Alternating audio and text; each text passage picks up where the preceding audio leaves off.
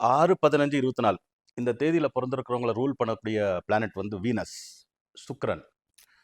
So இந்த சுக்கிரனுடைய என்னென்ன காரகத்துவங்கள் இருக்கோ அதெல்லாமே இந்த தேதியில பொறந்திருக்கிறவங்களோட கேரக்டரிஸ்டிக்ஸ், மேனரிசம், மெரிட் பாயிண்ட், ஸ்ட்ரெங்க்த்தா பிரதிபலிக்கும், ரிஃப்ளெக்ட் ஆகும். ஸோ 64 கலைகளுக்கும் அதிபதி வந்து சுக்கிரன்.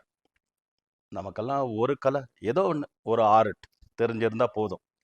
அதை வச்சே நம்ம உலகத்திலேயே நமக்கு தெரிஞ்ச அளவுக்கு, உங்களுக்கு தெரிஞ்ச அளவுக்கு, இல்லை எல்லாருக்கும் தெரிஞ்ச அளவுக்கு ஒரு அச்சீவ் பண்ணலாம்.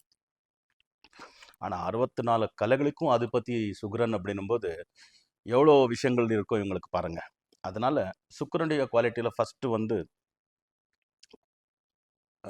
நடிப்பு, ஆர்ட்ல நடிக்கிறது. மகான் நடிகர்கள் எல்லாம் பார்க்கலாம், இந்த நடிகர்களை பார்க்கலாம். ஸோ ஆக்டிங் திறன் இருக்கும்.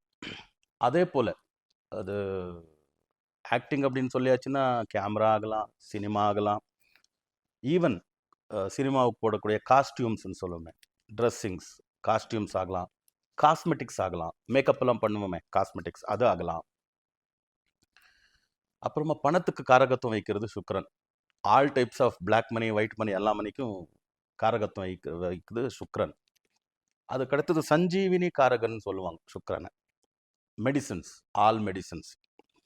அதே போல சுக்கிரனுக்கு ஒரு குரு காரகத்துவமும் இருக்கு.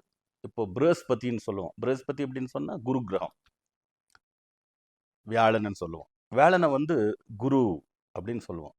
அவர் தேவர்களுக்கெல்லாம் குரு வியாழன். இவர் சுக்கிரன் வந்து அசுரர்களுக்கெல்லாம் குரு. அப்படின்னா குரு தான். ஒருத்தரை காப்பாற்றக்கூடிய சக்தி இருக்கிறது சுக்கிரனுக்கு. குரு எல்லா வித்தியங்களும் சொல்லி தரலாம்.